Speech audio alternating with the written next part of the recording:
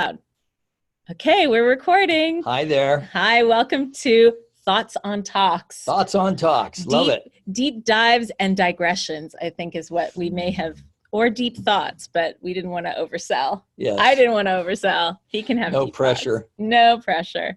So we're talking about Sunday's talk, which was Science of Mind and the Solstice. Yes, do we want to tell them the date? It was the December 8th talk. In 2019. At CSLGH. In case you're watching this 10 years from now. Yeah, it's possible. When I have even less hair. Me too. But you'll still look fabulous. Oh, thank you. So will you. That's what's great about us. Okay. So, Science of Mind and the Solstice. And I have to admit that I am a fan, especially of the winter solstice, because it generally falls on my birthday. So yes, I just learned that about you. I love all these light metaphors, because the winter solstice is the return of the light. And this idea of light follows on last week's talk, which was on Rohatsu. Correct. Which is about a celebration of enlightenment in Buddhism. Right, from the Zen perspective. Yes. So we took some tours. We went to Ireland, we went to Iran, we went to, all over the world. And so those are the things that I made notes on, because that's where I wanted to digress to, like finding out more about those areas. Well, we'll see what I know. And then we'll look up the rest and do a screen share. Yeah, okay, good. Okay. So, although maybe I should start with, you did a little bit more of lurking. Well, that was after your encouragement last Yay! week. Yeah. And then you sang a little song. Yes. You know what that's from? I didn't. I had to Google it. I thought I knew. Yeah. That was such a good show, man, about the Revolutionary War. So I'm going to have to watch it now. Yeah. See, the kind of things I watch about the Revolutionary War are like Sleepy Hollow, which is when Ichabod Crane, the headless horseman, comes back and tries to figure out why he's still alive in modern day. So that show's unfortunately been canceled. Turn is also, is it all over as well? It's AMC show, right? I saw it on Netflix a couple of years ago and loved the story of America's First Spies. Colonial America at the time of the Revolution. And just like our American Civil War, where families were split, this was also true. Yeah. And there's a love story in there. Gotta have it. Yeah, and including a love story between brothers and a loyalist father and his son. And anyway, so it's good. Okay, so the song you sang, would you like to do a little? The snakes in the garden, blood on the vine. But the guy who does it on he's like so low, like gravity. Boris Karloff. So the reason you sang that, though, is because we were talking about emerging from darkness and into light, and so the sneaky bits that are lurking. So snakes in the garden. Right. So that made me think of the Garden of Eden, snakes in the garden, blood on the vine, because the vine is a very a symbol that's used a lot in the Bible and by Christian groups. Sure. And I thought, did he go that deep into the metaphor at that point, or were you just? Why, yes, I did. Of course you were. And then, do you want to share the vampire slides? Because you said, I've never heard of anyone who's afraid of the light except this guy. Well, and we got Nosferatu. Yes, well, that's just my twisted sense of humor coming up. But, we've all know people who are afraid of the dark. And so I asked the question, have you ever heard of anyone who's afraid of the light? And you went vampire and I went mole people in my head. Because there's an episode of Murdoch Mysteries, which is one of my favorite shows. It's Victorian era CSI in Canada, in Toronto. And one of the constables loves science fiction theories. So whenever there's a mystery to solve, his mind goes straight to like the wildest The thing. And quantum explanations. well, one of them was mole people, but it seemed at the end that Before quanta. it's possible that mole people were involved. Hey, that's right. So how are we doing with the digression so far? I think they probably staged the moon landing. The mole people? Yes. they certainly could have. Yes. So with time travel. I love all of that though. Like in my head, I go to space, I go through time. Well, and I love using PowerPoint for a cheap laugh. So, but it's also because I knew I was heading into some deepage. Okay, so you started with the light, kind of light, not only the light imagery, but yeah. Okay, so then from there, talking about the darkness to the light, the womb of creation in the caves. Yeah. And so I really liked the imagery of the womb of the earth. Yeah. And then do you have the picture that you showed of, it's an underground like tomb structure in Ireland, yes, right? that was in Loch Crew. Okay, Let's so see. I think if you minimize, oh, there you go. Where is your, oh, there it is. Okay, cool. So here, while you're looking for that, I'll read what I thought was one of your poetic bits because I have the printed version of the talk here. Okay. Of course, when we focus our attention on the darkness, everything appears to live in shadow. Eventually, we must step into the light. The light calls to us, beckons us to see with new eyes, to feel the warmth of its energy, and to share in the bounty of its demonstration that lay around us. Mm-hmm. Ooh, poetic. I actually wrote that. This guy. So it's nice to be validated for the writing bits. Yeah. Very good. And this photograph, let's see if I can get this as a full screen. Full screen. Let's see. Do you see it there? No. Try view. Here, you want me to drive? Oh, there you go. You got it. Yeah, go ahead, drive. I'm going to drive the computer. And full screen. What is it? It's like presentation view, reading view. We should have like searching for things music. Yeah, this is PowerPoint. It's, slideshow. Yeah. From beginning, from current slide. Aha! Name that song. So I've actually been to this place. Really? That was going to be one of my questions. Yeah, this is Loch Crew, and it's up a very steep hill. And that's spelled, I was happy to have the notes because yes. Loughcrew. Yes, and I believe it's actually one word. Okay. And it's within miles of Newgrange, which is its famous neighbor. A monolithic, when I was looking it up, megalithic. Megalithic, which is before Neolithic is a Stone Age. Wow. I was looking it up. And so these holes that you see, you can't see me pointing there. Oh, you can. Do it this way. They can see. So these holes here, these are all done with stone tools. And when you come in, there's swirling patterns.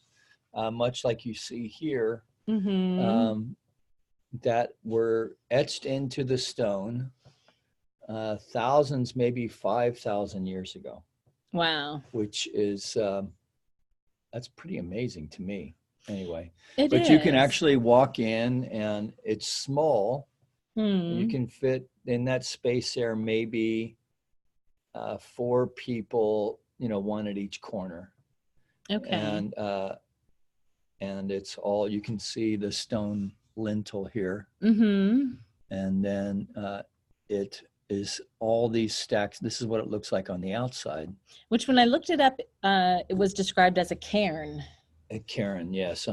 Well, these, I think, so these are what they call dolmens. Okay. And these are even more ancient than this. And so they believe that the local high chiefs have been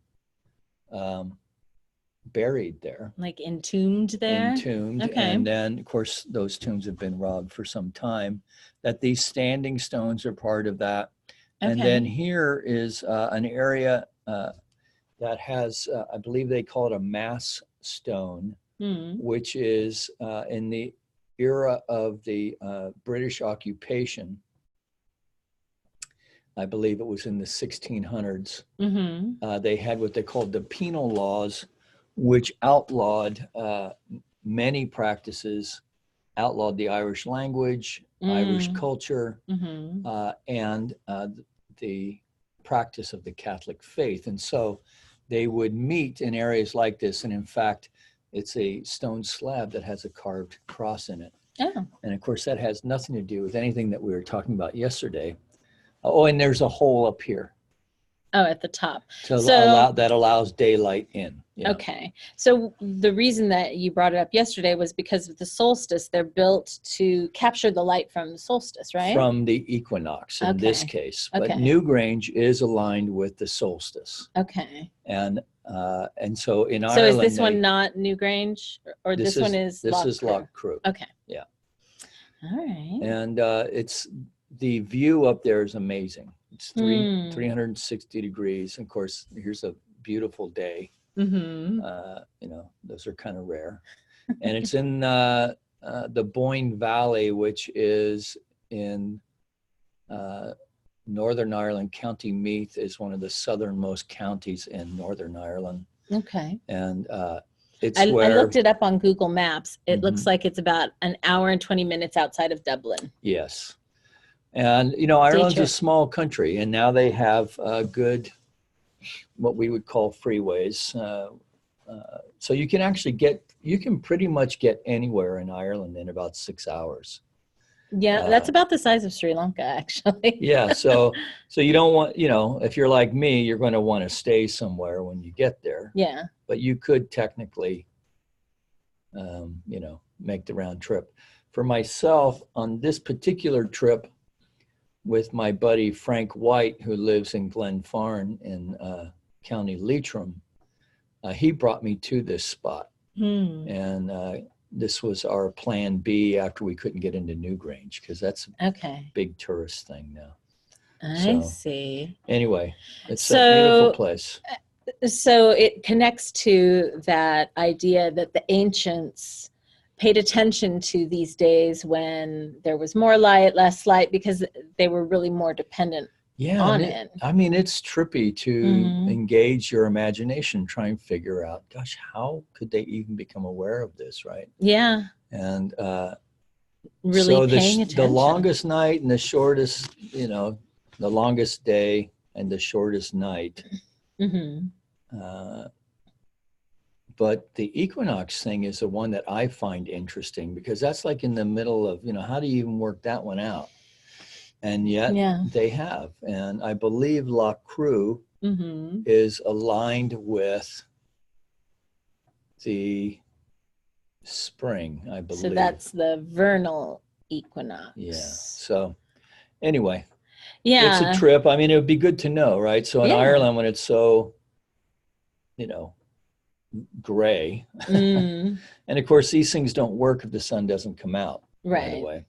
But so, for instance, if you knew the vernal equinox, then you would know, you know, when to go there, and or when to plant. Right.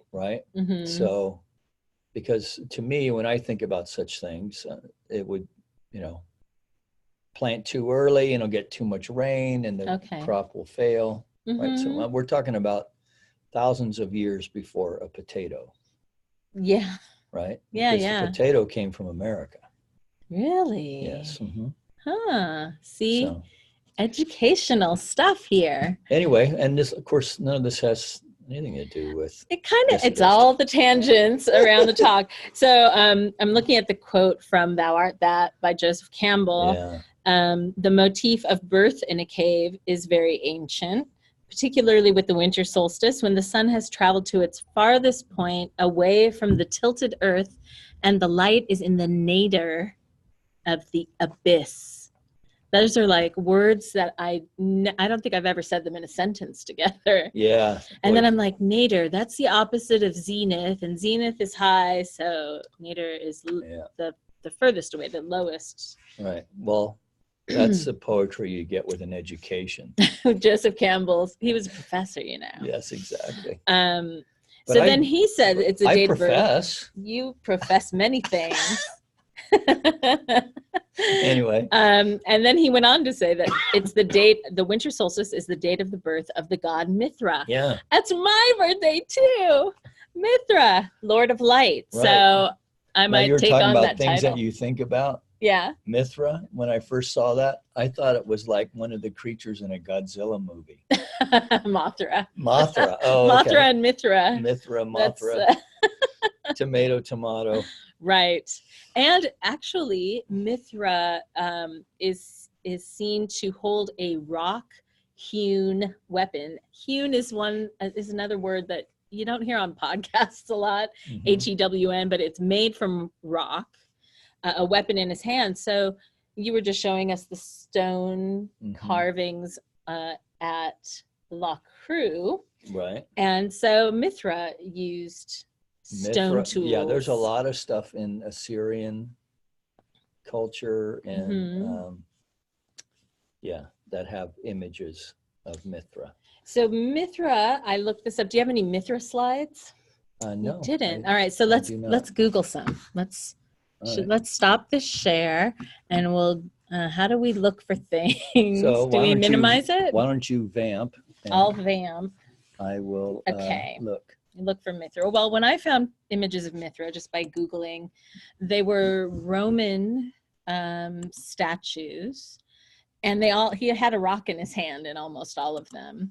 But when I went deeper into, and I think you mentioned too, that he's a Zoroastrian. Yes. God, Lord.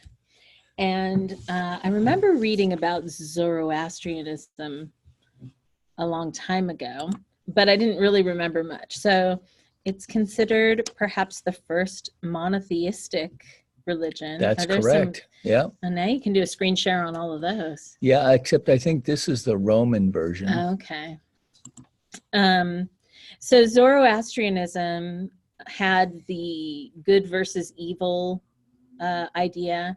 They had angels and demons and saviors. So it was an early influence on the Judeo-Christian belief system. Correct. And then I went a little deeper, and another name for Zoroaster, who was the main the fellow who developed it. Yeah. So the human, not a god, because Ahura Mazda, I think, is their main god, which would be like Zeus equivalent, maybe. So is this being screen shared? Because that's a pretty cool looking. Should I? Yeah. Okay. If you can get back, there you go. You can get back to the Zoom. So another name for Zoroaster is Zarathustra, which immediately in my head, I thought, thus spake Zarathustra. And I thought, what is that? Why do I know that? It's a book from Nietzsche. Right. But it's also Strauss composed a song inspired by that. And that song, or tone poem, it was what it said when I looked it up, is called Sunrise, the first movement, which everybody who pays attention to pop culture would recognize as the song from 2001: A Space Odyssey. Oh, that's why I know it. One of my favorite movies. Which was written by Arthur C. Clarke, who lived in Sri Lanka. So see, we just did a whole circle. Yeah, no, back to me, really. Winter Solstice. I've read many of his books. My favorite, I think, was Songs from Distant Earth, but let's not digress there. Let's not digress on the digression of the digression. Yes. So that is a definite rabbit hole. There's Mithra, huh? Yeah. He's got some cool And I would say wings. This is an Assyrian or, Babylonian era. Cool. But, I don't know for sure. I'm just going by the hairdo. Okay. And the it's beard. Always telling. That's how I tell what season of a TV show I'm watching, by the hairdo of the cast. So Big same hair. thing with gods. So actually you had mentioned during the talk yesterday something about the Roman version. Yes. And then you said, but I can't get into that right now. Now you can. Well, just that. So Zoroaster, as you said, this is actually very interesting as you get digging, and it is a bit of a rabbit hole. But so the Aryans, scholars call them the Aryans, not connected to the Nazis, but the Aryans who were, I think my understanding is northern people of like the steppe area, north of between India and Mesopotamian area, what was to become. And so they came south and they split. Okay. And so to Iraq, Iran, it became the Avesta. And when you go to the Indus Valley, the Vedic traditions came out of it. Yeah. And so so they know this because of studying linguistics. So it's a relatively new, last 50 years or so. So it's very interesting. And so Zoroaster did develop it. It was a prophet or teacher. It was an actual person. And fire was their like central symbol of worship. And so anyway, many of it has and was adapted, including by the Romans, because one of the other images was the bull. And so for a warrior culture, as the Roman imperial culture was at the time of, well, always. So you can see where the bull and, the blood of the bull, which was its life force. So, and the Minotaur myth comes to my mind. The Minotaur, and I'm sure that came out of this. I don't know for sure. Because the Minotaur, let's see, there was a whole thing about the maze and all of that, but I don't remember all that. Minoan, I think. He's the son of one of the gods. Right. Yeah, I can't remember exactly either.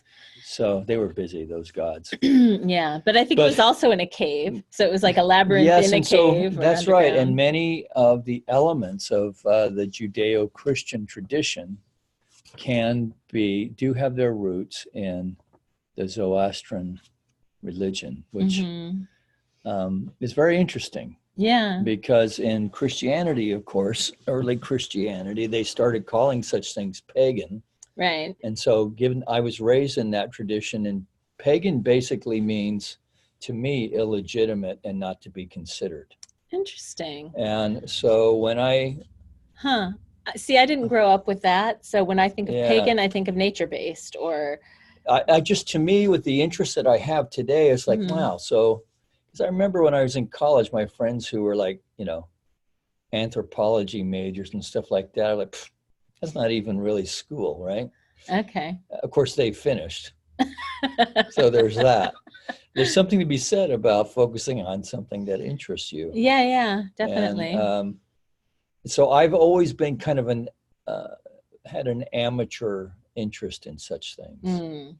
And in fact, when I was looking at this, the roots of this go even deeper, because there's two schools of thought that, and one of them is Laurasian, I think, Laursian, I believe is how you spell it. That all of these elements came out of Africa with the hominids that came out of Africa. Right. And again, they've done this by careful scholarship, so that they believe, rather than all of these things simultaneously appearing because of humans are having this shared experience. And I think, if I remember right, that is what Campbell believed. Okay. But now there's this other thread of thought that believes that all this came through the mythology of the peoples who came out of Africa, and then they were developed further. Well, that makes sense. So they would have gone up north, and then they would have circled back around. Right. And changing as their environment changed and how they had to Right. relate to their environment. Mm-hmm. Well, DNA tests, like National Geographic did a whole DNA study Mm-hmm. of taking DNA from people who volunteered from all over the world and then tracing back the oldest common ones, and they all came from Africa. And Yeah, it kind of gives that whole white supremacy thing. yeah. Like, in your face. I'm sure people who are really attached to that could find a way to justify it anyway. Just accept the brother within and be cool with it. Yeah. And that coming later in the evolution of humanity it makes you younger, not necessarily hipper.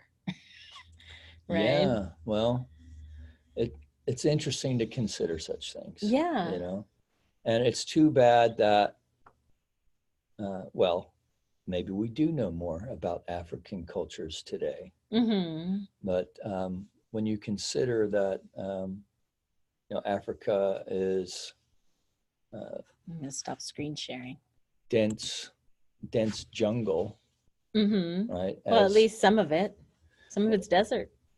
Well, right, in the northern part. Mm-hmm. But I'm just thinking about, I guess, equatorial Africa, where there's enough rain. Yeah. And so maybe the stuff's just covered up, or maybe they didn't have to build with stone. Right. Right? Yeah. Because they have plenty of trees. Disappeared. Yeah. Right? So when you don't have any trees, you have to build with stone. So anyway, these are the things that I've been considering. Right. The things you're thinking about, the stone images that we have to refer to for historical record. Correct. And things that may have come before that we don't have the long living. Right. So for instance, there may have been much more elaborate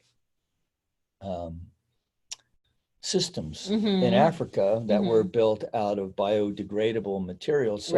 So we don't have them. And a lot of it, I think, was handed down through storytelling, and they had mnemonic devices, memory. So the stories were told and told and told around campfires and things and passed down that way. So it may not be a written or stone record, but if the traditions continue, there's probably threads of it. Well, there are African study scholars. Yeah. So it probably means more that I don't know anything about it, and not that there isn't information out there. Right. Anyway, so this is the stuff we know about. And again, it's very interesting to me that this corner of the Mediterranean, right, from the Mediterranean Sea to the Indus Valley, that section of the world in that time just had such a huge influence on everything. And we just don't know it. Well, so until but till we study it, till we look it up, it might be new information. I mean, I never heard any of this when I was in school, that's for sure. And maybe in today's world history class they touch on it. But yeah, I think a lot of what I've learned is because I was curious and looked things up and studied. Even before the internet, I found books and stuff. Well, I used to take the encyclopedia to the reading room when I was a kid. You got that in there? Well, I hope did you memorize it while you were in there? Because that'd be handy. Yeah, it would have been. Just download it. Yeah. Okay, so what we've been talking about actually can fit under the topic of light and darkness, because enlightenment is knowledge as well. That when you have that dawning of understanding, it's bringing light to the unknown, the dark corners. So all of this stuff that we've been talking about learning ancient traditions of humanity, is we would like to bring light to that and learn more, whatever can be discovered. Yeah, and because, with this stuff for myself, I feel like it's actually deepened my faith life, because it has brought me to a realization of that of how much my own thinking about the Godhead has been so limited by my own human understanding of things. Mm-hmm. And so particularly when we consider the nature of time, right? That people were thinking these things out like 5, 6, 10,000 years ago, right? And it's been said by scientists that intellectually, at least on a biological level, we're really not much different, right? Yeah. So our knowledge base is very different, right? Right. But when you consider all of the things that we know, right? If we were dropped off, in a little village, if there were such things 10,000 years ago, we'd be useless. Pretty I mean, much. we could read and write, but we'd be the only ones. Yeah. Right? But we wouldn't be able to start a fire with 2 sticks. Most of us know. That's why I came up with the idea of doing like scouting, Girl Scout, Boy Scouts for grown-ups, because, so we can learn these survival skills. So we can dig up the roots of those citrus trees and find something to eat. Really? Roots of citrus trees? I don't know. Don't follow him if that's where. Well, you could pick the fruit on the citrus tree. There you go. That might be easier. It depends on where you get dropped off, too. You got to figure it out. But probably knowledge in it, too. Well, if you're dropped off at the tree of knowledge, that's a whole other metaphorical rabbit hole. Is this the tree? This is not the tree of knowledge, right? It's the tree of life behind us. C squared equals A squared plus B squared. Which also stands for, and there's a metaphor for that. Maybe not squared. C plus B equals A, or belief. Conception plus belief equals achievement. I'm going to make that up and say that's what I'm thinking of. ABC. Yeah. It may be different. Google it, people. I heard it as awareness builds consciousness. Oh, that's cool too. Yes, Dennis Merritt Jones. Cool dude. My metaphysical grandfather. He hates it when I say that. I imagine he would. But the cool thing about that is that Frank Richelieu then is my metaphysical great-grandfather. Yeah. All right. So went Richelieu, Dennis Merritt Jones, Maureen Hoyt. Okay. Me.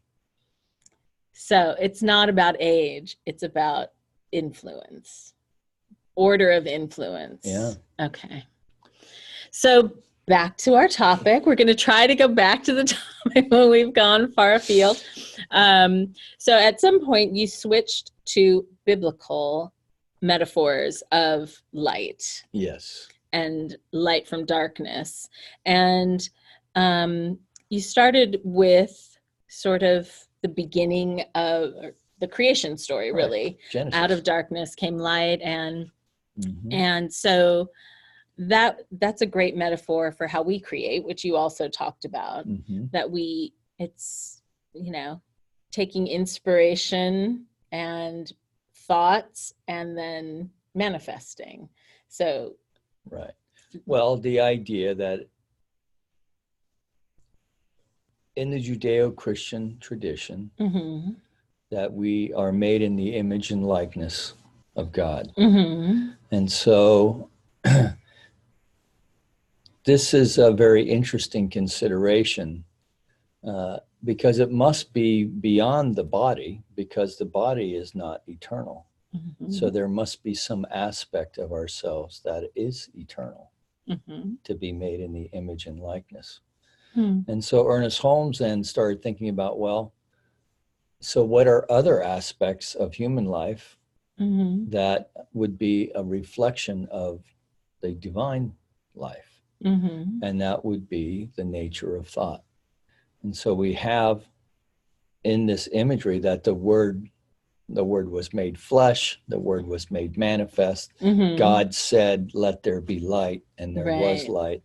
So there is some divine impress, uniquely individualized within each one of us, that is impressing itself upon the mind of God.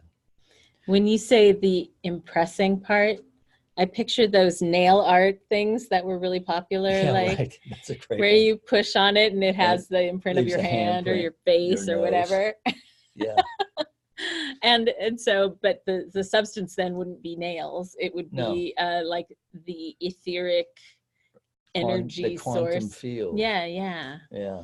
And so even Which is taking kind of, something, I mean, even that's kind of trippy, it right? So you can is. do this, Mm-hmm. and you actually are pushing against molecules, quantum, Yeah. everything else, that there is a field, Mm-hmm. right? Yeah.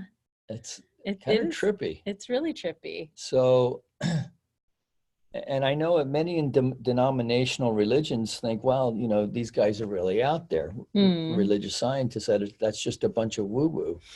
But, you know, what is prayer if it's not woo-woo?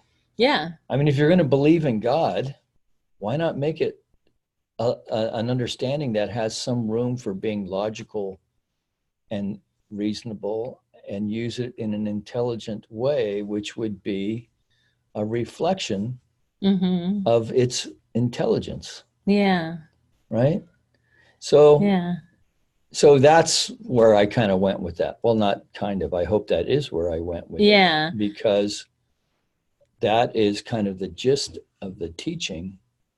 Yeah, that creative process right. From. So if people can make that leap, and then you start reading the New Testament from that, right? Yeah. So even the Gospel of St. John, which is more than just a report on stories of what happened, but now, you know, 100 years later, now we have this theology that's emerged as the Gospel of St. John. And then you start looking at it, okay, so what if our word really is powerful? And what if it is a reflection of the Father? And what if it really is the Father's good pleasure to give us the keys to the kingdom? Yeah. And then am I using it as a sacred duty, perhaps, or am I just totally messing? Well, or as misusing it, or to the extent that we can be conscious of using it, because we're always using it. Yeah. To the extent that we can be, that we are then co-creating with the Spirit. Yeah. Right. So then, again, you know, it always comes back to personal responsibility, right? So then, what are we thinking about? Right? Are we thinking about life in ways that are affirmative, and knowing a greater truth for not only ourselves, right? So we're not just, you know, navel gazers, right? But when you're praying for others, it's it's seeing the truth, the spiritual truth. Well, and it's also making a declaration that, you know, there is a lot of good in the world. Yeah. There is a lot of light in the world, that we can live from a realization of original blessing rather than original sin. I think it's all really inspiring. That's why I'm like, my face is all lit up and I'm smiling, because it feels good to even think about or talk about these things. And then to take that feeling and remember when I get in my car and drive somewhere and meet frustrations, to remember to take a breath and drop into my heart and see the person that may be frustrating me as a reflection of the divine expressing just like me. And to take that into daily life is the real work. This is the study. Challenge. Yeah. Yes. But it's also the great promise, right? Yeah. That we have the chance to change our thinking about our understanding about the life we're living now, and therefore change our experience and also the impact we have on the world around us. Well, and then we change the world. Yeah. By changing ourselves. It which is really the only it's really the only thing that we can change anyway. Yeah. Right? Yeah. So the rest of it is just by taking responsibility for our own gig, right? So people who live that way are they're natural born leaders, because people take notice. Yeah. Right? Because because they're really authentic. Yeah. And now you could say that, you could actually live the same way, I suppose, from a fear-based perspective. But yeah, because the law is always working, right, no matter how you direct the energy, right. And we your have, thoughts. we have examples of what happens when masses of people, and there can be a lot of destruction there. Yeah. But at the end of the day, we still have to take, and we being the human family as well as the individual, have to take responsibility for all of that stuff. And so that can be a kind of a desperate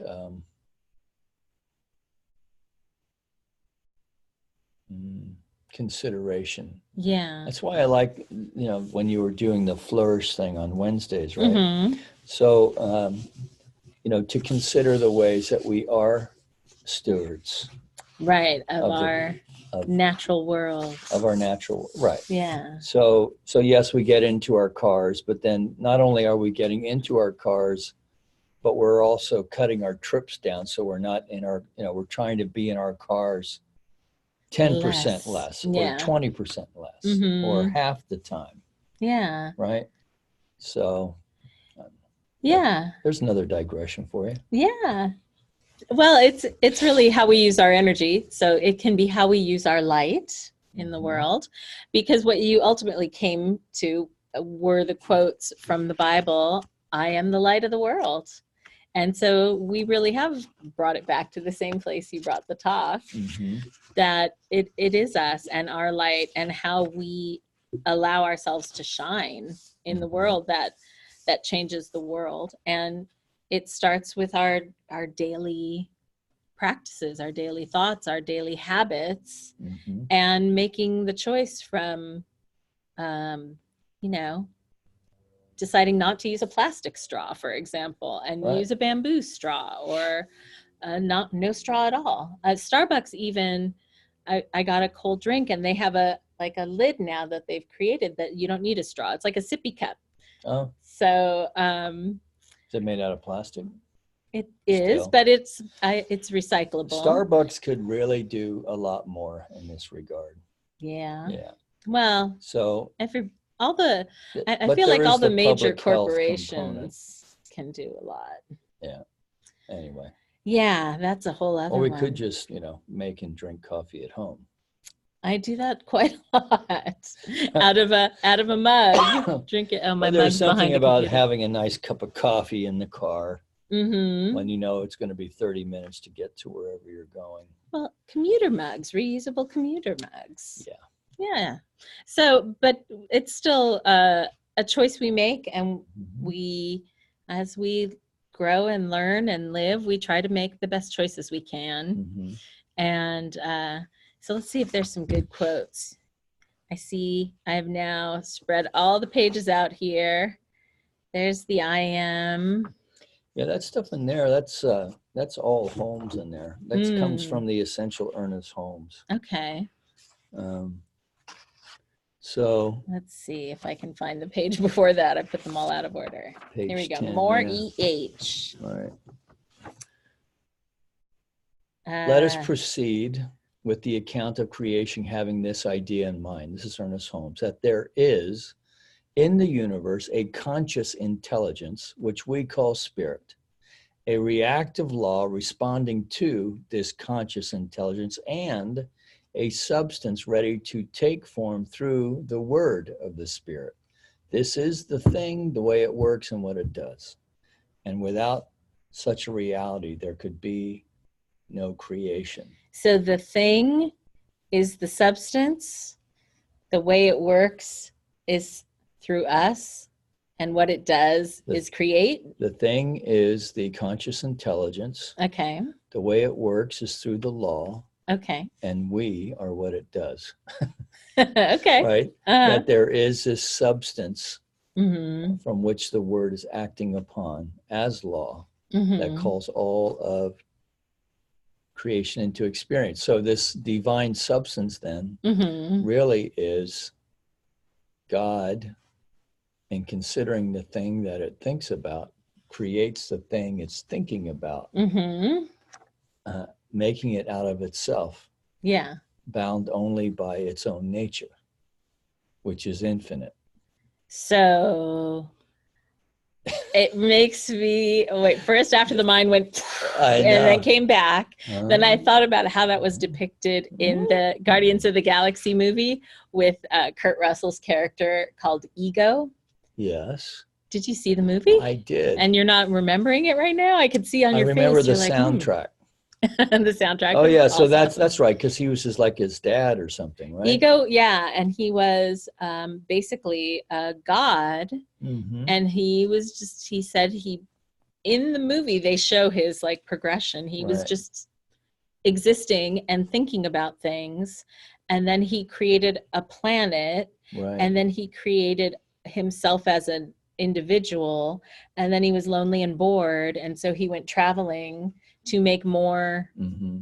Ultimately, that's where his name is Ego, is a little foreshadowing that he really wanted to make more of himself. He didn't really want to just connect and co-create with others. He wanted to make everybody him. And then he found the Parks and Recs actor.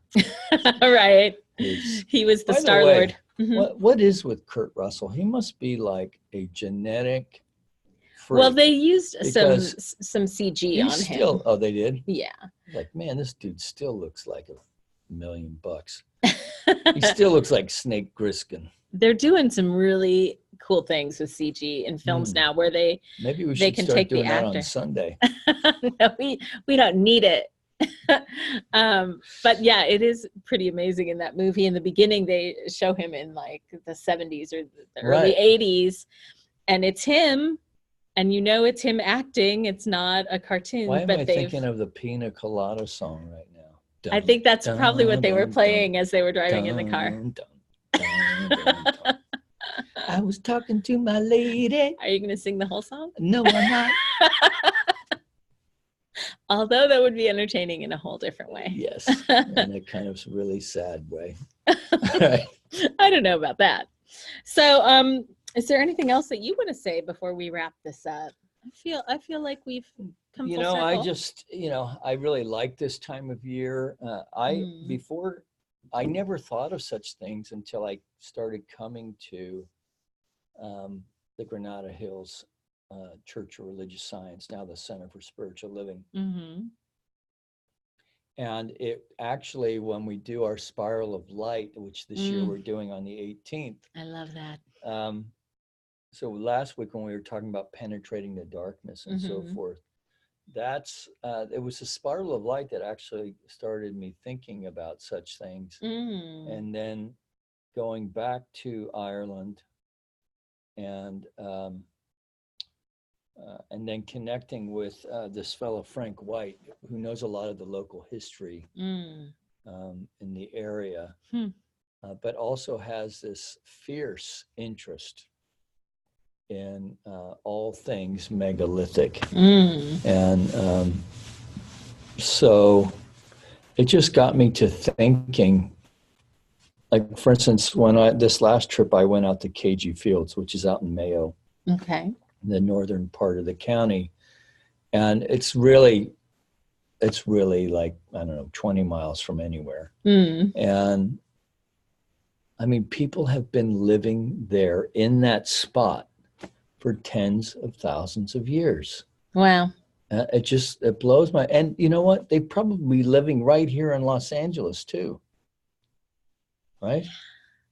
I mean, well, they walked across the land from bridge. Africa. And so those people were there first, and then it branched out all over the place. And they got here walking. Just walking. Probably chasing game or whatever. But yeah, I don't know, man. It's a mind blower. It is. It is. And so I just find all of it really inspiring. And it does make me wonder, okay, so here we are. So not only do we think, we can think about thinking, right? And we are so wildly creative, right? That we've been to, we now have a man-made contraption, invention that's now left our solar system, right? And yet when you look around what's going on the planet, you just go, what the hell is going on? It's true. And it's how people, I think, are trained to think and believe. So if you were raised in a situation where you were not taught that there's anything outside of a small little box, right, then you believe that that's what the world is and you operate within that box. Right. And so it takes, it's like Plato's cave all over again. Yeah. It's like, it's knowing that there's something more, that sense of seeking for that something greater than yourself. Right. That makes you step out and look into the world. And some people have such passion for that curiosity that they build the things that go out of our solar system. But there are other people who they don't feel that call. Yeah. And they're needed too, to keep the world going at all the different, all the different levels. So yeah, it is interesting to see when you look at all the people that we praise for having achieved, that's what I was trying to say, great things, and where they've taken the power of thought and education and creativity and what they've done with it. It's possible, but not everybody has that drive. Well, the other thing I've been thinking about is, like just the, humankind and where we're at, right? So would we be here today if we were all just a bunch of peace-loving peaceniks? Because when I look at all of it, it seems like most of it has been driven by fear rather than faith. I mean, even the space program, right, didn't take off until the Russians put Sputnik. Right. And rockets were developed by Hitler, right? And it was Hitler's guys who came over to... Yeah, a lot of things are created during war. Right? So, or gunpowder. So the Chinese had gunpowder, but nobody thought to put it in a barrel with a lead bulb. It was for fireworks. So... Yeah. Well, and anyway. I think that's part of the world of duality, that molecules bump up against each other, and we need darkness and light. And if we didn't have both, we wouldn't be urged forth. It's that, it's the duality that creates the forward momentum, at least in our manifest world. And to remember, right, a little bit of light, right? A little bit of light. So it's the old expression that I remember when I was a kid hearing, that it takes but one candle to curse the darkness, right? Well, I don't even want to curse the darkness. Yeah, but you know what they're trying to say. Yeah. Right. In other words, to combat, it doesn't take much. Face to, a match. We've all seen Sherlock Holmes. Right. Even just a thought, the little light bulb over the head. All of that could be it in the middle of a difficult situation, a dark feeling situation, to have a thought of light could shift the perspective. And of course, in miracles, that's what they talk about. The miracle is that shift in perspective, right, that reframes a whole situation. So, and that's, the lights of the holiday season could remind us of that. Yes. Well, it is very, uplifting. Yeah. I've always liked this time of year. If you can harness the hope and the wonder and the magic of it, it can be delightful. A lot of people, I think, are maybe caught in grief for previous holidays that they can't experience anymore, or they've recently lost someone, or had a big shift of their life circumstance. You can get locked into sentimentality also, right? Your kids are small, and I remember when, and then they did this, and then the cat climbed in the tree, and Right. all But that we get to stuff. take all those memories with us as we move forward in life, Exactly. and everything changes. That's the thing I keep reminding myself, that even if I'm having a tough time right now, the nature of life is change, and that this is not a forever situation, because Right. nothing is. Nothing. It's going to change. So all I Right. have to do is breathe and take the next right step, which is a song from the new Frozen 2 movie. Oh, And gee, I haven't seen it yet. you have it? I'm waiting for Netflix. Mm. Well, except now it'll be on Disney Plus, huh? I think we need to plan a field trip to take our Mike to see Frozen 2, Oh, God. preferably when there's a lot of school children around. Yeah. So he can Let it grow. let it grow. Let it flow. Go. The first You're one? supposed to let it Oh, go. let it go. Go, But flow, let it grow, grow is good for flourish. throw. But anyway, to take the next right step. I thought it was a in very difficult place. sweet movie, particularly for sisters to go see together. I don't have any. I make my own sisters. I grab them wherever I We'll grab feel. Venu and go see Frozen. There you go. So I think we've done all we can do here now. I think we beat this dead horse. So thanks for joining us, assuming you. people are. And, we'll let you know. And if you're watching this in July, it was a really beautiful Christmas season. You missed it. Yeah. I'm not even going to add to that. I'm going to just let that be there. Okay. All right. We're ending our meeting. Peace, love, and blessings. Toodaloo. Bye now.